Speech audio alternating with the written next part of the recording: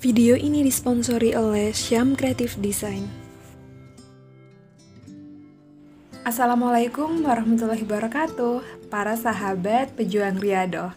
Alhamdulillah, hari ini kita masih dipertemukan dalam podcast ini. Sebelumnya aku mau nyapa lagi nih. Halo, sudah sampai mana Riyadhahnya? Alhamdulillah ya, yang sudah mulai mencoba Riyadhah hari ini atau yang sudah berjalan, bahkan ada yang sudah 40 hari nih. Wah, selamat ya, kamu sudah menjadi pemenang untuk diri kamu sendiri. Setidaknya kamu sudah melawan rasa malas kamu, rasa bosan kamu untuk melaksanakan Riyadhah. Setidaknya kamu sudah pernah mencoba dan semoga aja ya ke depannya menjadi kebiasaan buat kamu untuk lebih mendekatkan diri pada Allah. Nah, hari ini seperti biasa aku bawain testimoni lagi. Testimoni kali ini datang dari Kak Nola. Kak Nola ini nama samaran ya. Nah, beliau ini bercerita bahwa sebelum mengenal sholawat, hidupnya itu sangat-sangat susah ya dalam hal ekonomi. Beliau juga bercerita bahwa sejatuh-jatuhnya ekonominya nggak pernah yang namanya merasa kelaparan atau sampai pinjem uang ke keluarga kayak gitu. Nah, beliau ini pada saat itu ada di posisi tersebut. Dan alhamdulillahnya di tahun 2019 beliau kenal dengan namanya sholawat dan amalan, sehingga ada keajaiban-keajaiban yang akhirnya datang ke keluarga beliau. Seperti apa ceritanya, kita langsung aja ya simak. Assalamualaikum. Waalaikumsalam Kak Nola. Saya mau berbagi cerita nih yang benar-benar saya alami, semoga bermanfaat ya untuk teman-teman semuanya. Beberapa tahun belakangan, ekonomi keluarga saya itu jatuh. Saat itu saya masih kuliah semester akhir.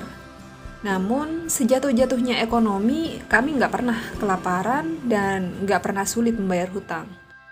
Walaupun memang sering ngutang ke keluarga, namun ada aja jalannya untuk bayar hutang. Kehidupan kami sulit pada waktu itu. Saya dan keluarga mengandalkan kebun yang per minggunya 300.000 untuk membiayai kuliah saya dan sekolah adik. Mungkin ada beberapa yang baca kisah saya ini terlihat agak menyedihkan ya untuk keluarga kami. Memang kelihatannya menyedihkan, namun kami tetap tenang sampai pada akhirnya saya dan mama saya mengenal sholawat dari 2019. Tahun 2019 saya membaca sholawat yang 400 setelah Isya.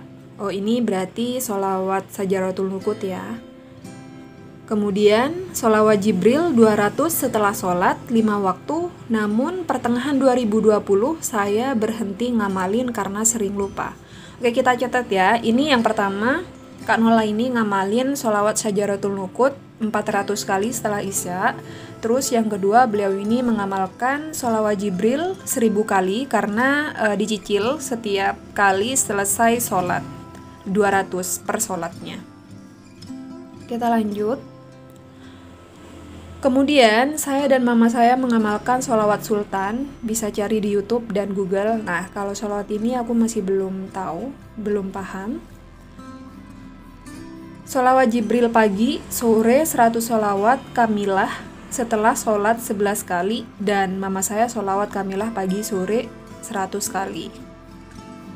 Alhamdulillah, nggak sampai 6 bulan kehidupan ekonomi kami sangat membaik. Pertama, mendapat uang 2.500.000 itu paling banyak. Kemudian, nggak sampai 1 bulan, 25 juta dan berlanjut untuk bulan selanjutnya. Alhamdulillah. Sekarang saya mulai mencoba lagi membaca sholawat yang 400 kali atau sholawat Sajaratul Nukut ya. Nah, kemudian ada salah satu anggota grup kami menanyakan kayak gitu. Nah, uang 25 juta itu wasilahnya dari mana? Dan Kak Nola menjawab, abah saya dapat proyek jual tanah merah Kak, dapat persenan. Biasanya dipakai untuk nguruk jalan yang rusak, juga proyek pembangunan. Nah, itu dia testimoninya.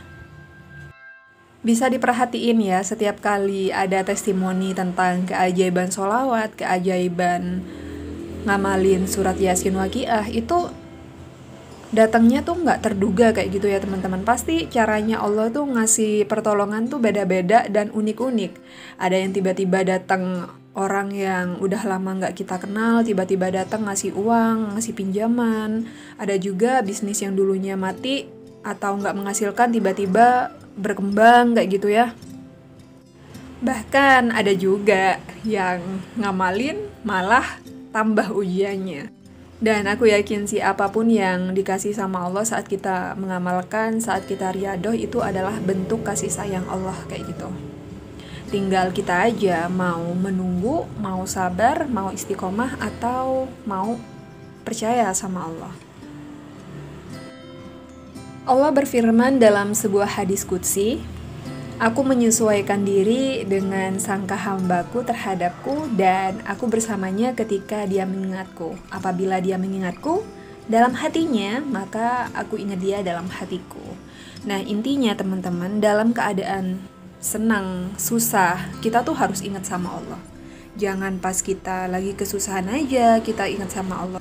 Tapi yang namanya manusia itu kan beda-beda ya teman-teman. Ada yang tipe saat mereka happy, senang, malah rajin ibadahnya. Ada juga yang saat dikasih ujian rajin ibadahnya. Malah kebalikannya, ada juga yang saat dikasih ujian dia malah kendor amalannya kayak gitu. Dan aku harap dengan mengikuti podcast ini, mengikuti testimoni-testimoni yang diberikan sama teman-teman, kita setidaknya ada perubahan setiap hari. Perubahannya apa? Ya saat kita senang maupun kita susah, kita tuh selalu ingat sama Allah kayak gitu.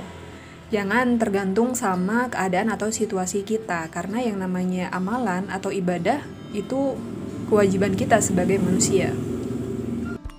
Dan alhamdulillahnya Kak Nola ini saat mendapatkan ujian dari Allah, beliau langsung kenal sama yang namanya sholawat dan mengamalkan kayak gitu ya, sehingga pertolongan Allah dan keajaiban Allah tuh datang.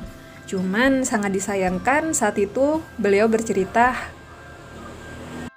setelah mendapatkan pertolongan sempat lupa nggak ngamalin lagi. Nah, aku harap buat teman-teman yang mendengarkan podcast ini, oke, kita di awal itu sangat bersemangat kayak gitu karena kita punya hajat, ngamalin terus gitu setiap hari. Nah, saat hajat kita selesai, saat hajat kita terkabul, jangan lupa juga sama amalannya. Kalau bisa amalannya terus saja, jangan berhenti. Jadikan amalan-amalan kita saat kita nggak membutuhkan hajat apapun itu tabungan gitu ya buat kita. Nanti kalau suatu saat kita membutuhkan, kita bisa minta sama Allah. Kalau perlu nih, kita tambah lagi amalannya. Misal nih ya, kita punya hajat pengen beli sepeda motor. Udah kita ikutan challenge sholawatan selama 40 hari. Dan benar, sebelum nyampe 40 hari motornya sudah ada kayak gitu ya. Mungkin dari bisnis kita, wasilah dari pekerjaan atau gimana, nggak ngerti. Pokoknya itu caranya Allah, kita udah nggak usah mikirkan hal itu. Setelah itu besoknya kita tambah lagi amalannya. Setelah sholawatan kita challenge lagi nih diri kita selama 40 hari, misal amalan sholat duha kayak gitu. Setelah 40 hari selesai, kita tambah lagi nih sholat tahajud kayak gitu terus.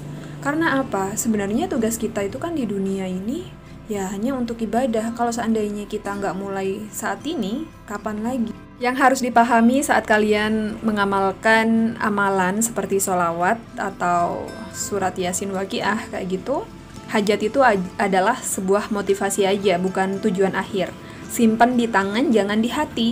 Karena kenapa? Kalau seandainya hajat kita nggak kunjung kabul, kita mah biasa-biasa aja, nggak mungkin marah sama Allah. Toh, ya udahlah ya, meskipun nggak dikabul di sini, nanti bakalan jadi timbangan di akhirat kayak gitu, timbangan pahala. Jadi kita ngamalinya juga tenang.